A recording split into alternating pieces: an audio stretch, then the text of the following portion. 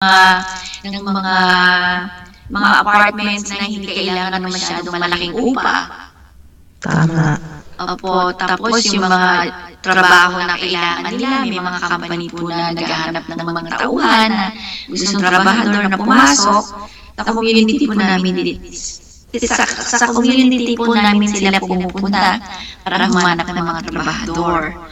Kaya pati po yung mga nasalanta po dati, yung mga donation po na binibigay nila sa community po na binibigay para ipamudmud po doon sa mga nangangailangan. Tama. Yes, kaya yan po ang naitutulong ng community. Kaya huwag na kayong mag-atubili na gumawa po ng community sa mga lugar ninyo. Kasi po, ay yan ang unang pinupuntahan ng mga taong gustong tumulong. Exactly, lalo na yung mga tao rin, syempre din, na mas nangangailangan. Oo, te. Ay, te, mga pala, ate. Lay. Ate. Okay, meron din akong isang isa-suggest. Kasi meron akong na-observe na dumadami ata yung mga bata natin ngayon ng mga half Japanese, half Filipinos, half na yan. Parang magandang timing ngayon sa community natin na magkaroon tayo sa mga English lessons para sa mga bata.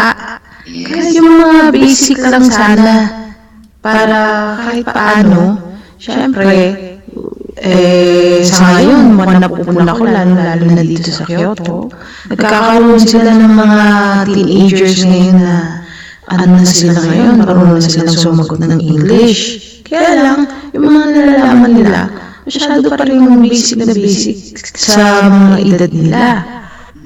So, what if sana mabigyan natin ng chance yung mas mga bata pa na maturuan ng English lessons, yung mga flashcards, yung mga writing, reading skills. Medyo madadagdagan yung kanilang kaalaman habang sila lumalaki before pa sila makatungtong ng junior high school para lang maging sabihin na natin yung kanila talagang pag-aaral ng English talagang mismo nangyayari sa kanilang eskwelahan dito sa Japan.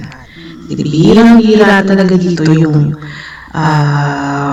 talagang one-on-one conversation with English-speaking person.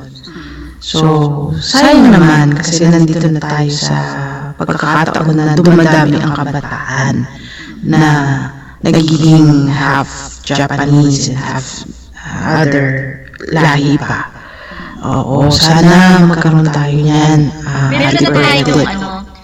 Meron na tayong yung takinokukay na tinatawag para sa youth yun. Kaya lang ang mga tinuturo doon, yung parang yung mga assignments nila sa schools, yung mga problems nila doon, hindi lang sa English subject. Mas maganda nga yung suggestion mo na yung sa iyo naman English subject yung ituturo. Yung sa ginagawa kasi ng ating youth group dito sa ating community ngayon, yung talagang, yung hindi lang hindi lang sa English subject, yung sa pamumuhay. Opo. Tinuturo din nila yung Japanese culture dito kasi nga merong mga anak ng Pilipina ngayon na galing pa ng Pilipinas na walang masyadong alam. So, yun ang inaano na vice versa.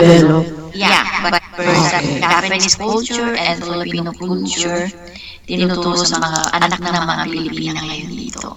So, maganda rin yung suggestion mo na idagdagan natin ng English subject, siyempre. So, yan, dyan ka na papasok. Kailangan ka namin, no?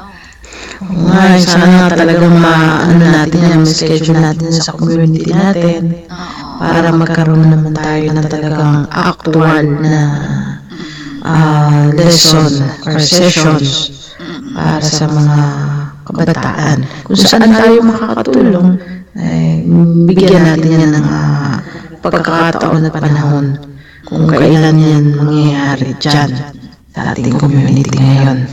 Ano mo ba ang ating masasabi? Ate Bernadette, over. Ang ano pa naman, yung suggestion mo, maganda rin yan doon sa mga kababayan natin, may Filipino community rin sa ibang bansa. Kung ano man yung language nila doon, yun din ang sana i-share nila sa kanilang community, mga anak ng mga Pilipino doon. Yun din, isang idea rin yun na ginagawa natin dito. Gawin din nila sa kanilang mga bansa, kung saan sila nandun. For example, sa Saudi Arabia, kasi meron na rin tayong Filipino radio station doon. So, kung meron tayong mga kababayan doon na may mga anak din ng mga Pinoy, maggawa rin sila ng ganyang mga project. Yung mga pagsama-samahin nila yung mga anak ng mga Pilipino, gawa sila ng mga kung anong magagawa ng mga bata, matututunan. Kung, Yes. Oo, yung mga Yung creativity nila. Yes. Oo. At saka maganda rin yan kasi, unang-una sa lahat, yung napapractice talaga nila yung pakikipag-usap. Kasi yan ang pinakamahirap dito sa bansa natin eh. Yung mga lalo na sa mga bata, galing Pilipinas, tapos hindi nila alam kung paano nila kakausapin yung kapwa nila bata na makikipaglaro, or saan kang school, yung mga personal questions nila. Kasi nga, hindi nakakapag-usap sa salita ng Nihongo. Tapos yung Japanese naman, hindi nakakapagsalita ng English or Filipino. So, internationally speaking, siguro maganda talaga na yan i-develop. Kasi ang napaka-importanting matutunan ng bawat isa ng tao ang pakikipag-usap. Diba?